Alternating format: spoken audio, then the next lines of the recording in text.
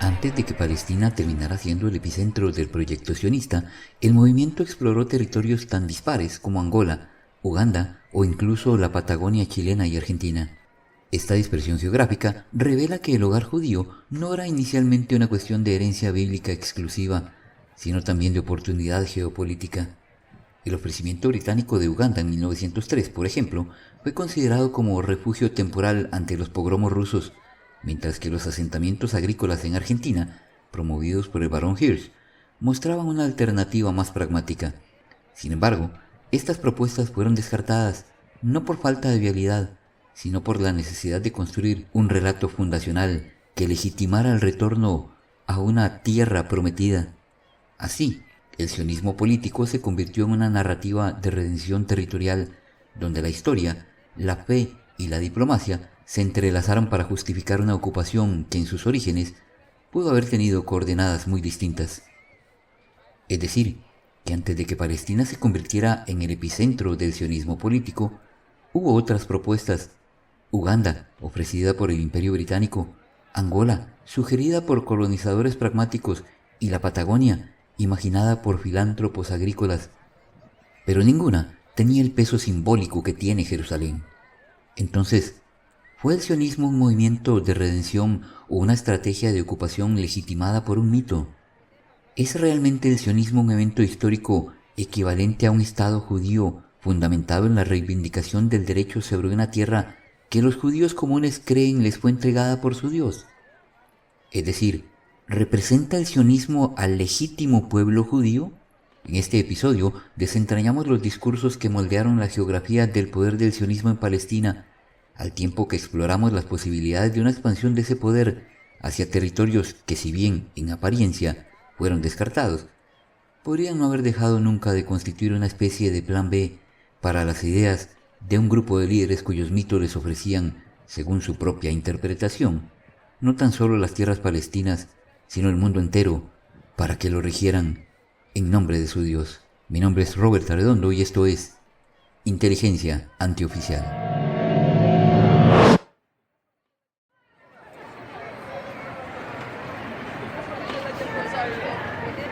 A finales del siglo XIX y principios del XX, la Asociación Judía para la Colonización, fundada por el barón Maurice de Hirsch, promovió asentamientos agrícolas judíos en Argentina, especialmente en las provincias de Entre Ríos y Santa Fe, lo cual deja en claro que había un plan concerniente a un espacio para el pueblo judío en la Patagonia desde antes del primer Congreso sionista, y que la migración judía hacia esta porción del territorio chileno y especialmente argentino no fue algo espontáneo, sino que surgió siguiendo una ruta marcada por una evidente planificación previa. La noción de un Estado judío en la Patagonia fue más tarde resumida en la teoría conspirativa del Plan Andinia, que sostiene que el sionismo internacional planea apoderarse de la Patagonia. No hay evidencia que respalde esta teoría como parte del proyecto sionista oficial, pero ¿habrá evidencia de que sea eventualmente parte de un proyecto no oficial?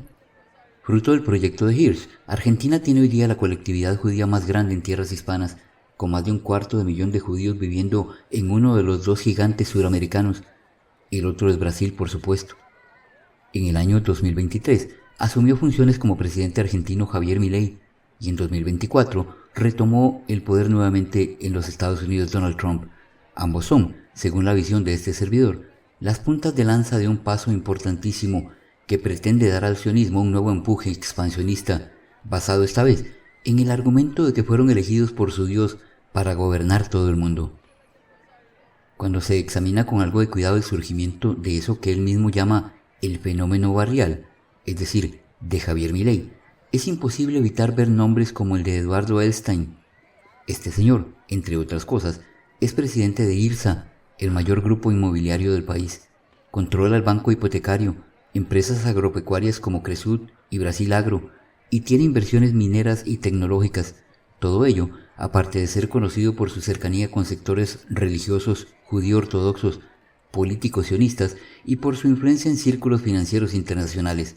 Es el vicepresidente del Congreso Judío Mundial, del que además es presidente de su consejo rector, y fue el contacto principal que propició la relación entre el ahora presidente argentino Milei y la organización jasídica supremacista Chabad Lubavitch.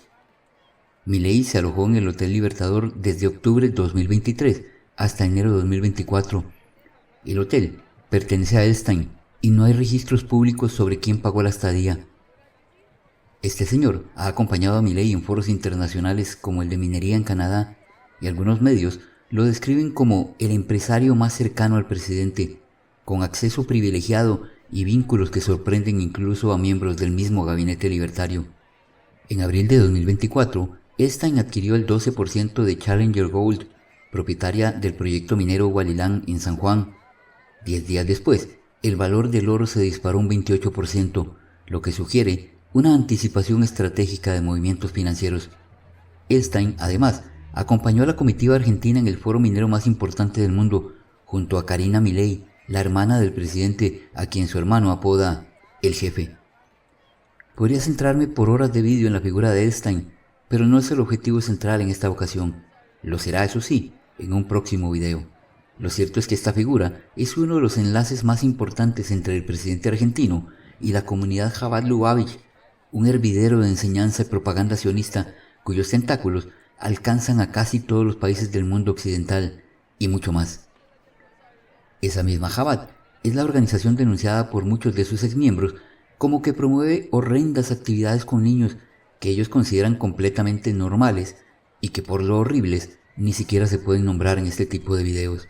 La misma cuyas instalaciones centrales en Nueva York fueron allanadas por la policía y donde se encontró una serie de túneles ocultos que conducían a unos baños, camino a los cuales había cochecitos para bebés, colchones y sangre. Es esa Chabad la que ha premiado repetidamente a Milei por su apoyo irrestricto a todo lo que representa el sionismo mundial. Ya hablaremos en otro vídeo acerca del supremacismo que enseñan. De momento, solo diré que es sorprendente que puedan mantenerlo publicado en sus sitios web y redes sociales sin que el mundo entero reaccione al respecto.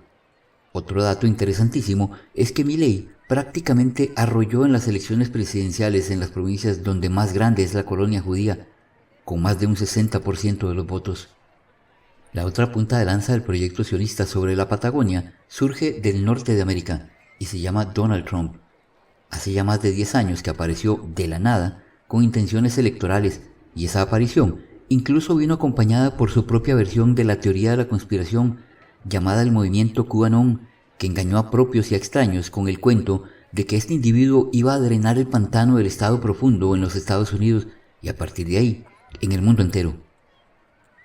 Personalmente no veo cómo haría eso un presidente que, nomás ingresando a la Casa Blanca, colocó como secretario de Comercio a Wilbur Ross, ex empleado y accionista de la banca Rothschild, y encargó la administración del Tesoro de los Estados Unidos a Scott Bessent, empleado y socio de George Soros, pero la gente le creyó, dada la inmensidad del aparato propagandístico que le cubre la espalda.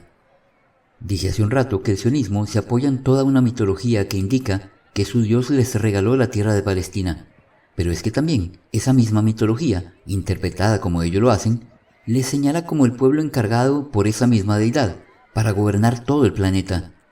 Y si basados en esa mitología ya consiguieron lo primero, ¿por qué habrían de conformarse con ello? En este punto quiero ser claro en dos cosas. Número 1, no guardo desprecio por las mitologías de los pueblos, pero la época en la que se suponía que había que ir a la guerra contra el prójimo para demostrar que mi Dios era más poderoso que el suyo, quedó atrás hace siglos. Y número 2, hay una gran diferencia entre estudiar la mitología de una raza y reinterpretarla con fines supremacistas y como excusa para un expansionismo que poco a poco, iré demostrando en videos siguientes, es la clara intención, no del pueblo judío, pero sí de una gran parte de su liderazgo más duro, entendido como el sionismo político. Al parecer, y a juzgar por los últimos acontecimientos, el sionismo cree haber afianzado su posición en Medio Oriente y también parece que va por su siguiente presa, y esa presa ya está más invadida de lo que podríamos suponer.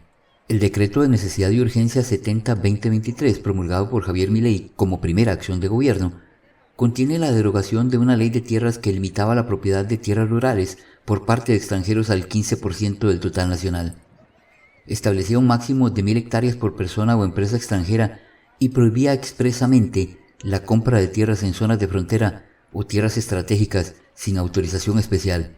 ¿Por qué el presidente, cuyo mentor a nivel espiritual y político es uno de los contactos de tenencia de tierra por parte de extranjeros más grandes de la Argentina, tiene como primer acto de gobierno liberar la posibilidad de adquisición de tierra en ese país.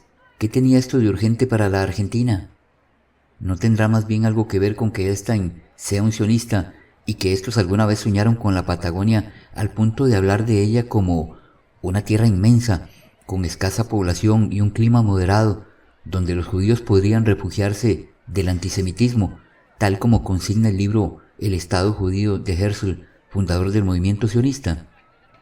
Por otro lado, Donald Trump fue el primer presidente norteamericano que reconoció a Jerusalén como la capital del Estado de Israel, a pesar de que eso contradice las condiciones para la partición de Palestina de 1947. También es el presidente cuyo gabinete es en más de un 50% formado por sionistas, lo cual es apenas una pequeña prueba, entre muchas, de que llegó al poder para defender los intereses del sionismo. A esto dedicaré también un vídeo en próximas entregas. Casualmente, mientras Milei promueve una agenda de gobierno que destruye la industria y la producción agrícola de la Argentina, lo cual le ha llevado a requerir la intervención del Fondo Monetario Internacional primero y ahora del mismo Tesoro de Estados Unidos, con Bessent, el socio de Soros, a la cabeza, pues Estados Unidos interviene financieramente al país, vendiendo dólares y almacenando pesos argentinos en sus arcas, con la idea, hecha pública en las redes sociales por un economista amigo y seguidor de Milei, de que con esos dólares pueden a futuro provocar artificialmente una hiperinflación y quedarse con el país. Mientras tanto, se discutía una ley en el Congreso argentino que limitaría la capacidad de Milei para gobernar a través de decretos mal llamados de emergencia, pero emisarios del Tesoro de los Estados Unidos y de fondos de inversión, principalmente BlackRock y Vanguard, representados por el banco JP Morgan, apretaban a diputados y gobernadores para que evitaran la aprobación de dicha ley. Al mismo tiempo, se revelaba que parte del acuerdo de rescate financiero de Trump y Bessent a Milei impondrá un nuevo gabinete a este último, escogido desde la Casa Blanca. Recién iniciando el gobierno de Milei en Argentina, en mi libro La maquinaria de la dominación, expuse que arrancaba un experimento de las élites mundiales en tierras argentinas que mediría la tolerancia de los pueblos a un dominio más abierto y descarado. Pues lo mismo está pasando en los Estados Unidos con Trump, y lo que estamos mirando es apenas la antesala de un aumento en la voracidad de la élite sionista. Argentina ya no se gobierna de manera soberana. Los 5 principales directores de su economía son ex empleados de JP Morgan, entre ellos Luis Caputo y Santiago Bausili, ministro de Economía y presidente del Banco Central respectivamente. Su territorio puede convertirse sin restricciones en propiedad privada de sionistas, así que ya no es necesaria la invasión militar para adueñarse de un territorio. Su política monetaria está en manos de los fondos de inversión y sus congresistas son apretados desde el Tesoro de los Estados Unidos.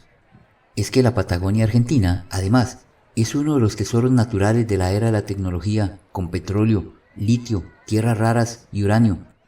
Son uno de los países más capaces en tecnología de aprovechamiento de la energía atómica, con lo que bien pueden llegar a ser el paraíso de la minería de Bitcoin o de las centrales de inteligencia artificial. Por esa razón, hoy comenzamos una serie que expondrá las evidencias de que el plan expansionista que mencioné al principio ha comenzado. Esta vez, no mediante invasiones militares, sino con métodos mucho más refinados. Se trata de invasiones de tipo financiero, tecnológico y político. ¿Tú qué crees que le pase a tu país si tuviera recursos que en algún momento puedan ser del interés de los grupos más poderosos del mundo? Déjame tu opinión en la caja de comentarios, realmente será de mucho interés para el canal. Yo soy Robert Arredondo y te espero en nuestra siguiente entrega de Inteligencia Antioficial.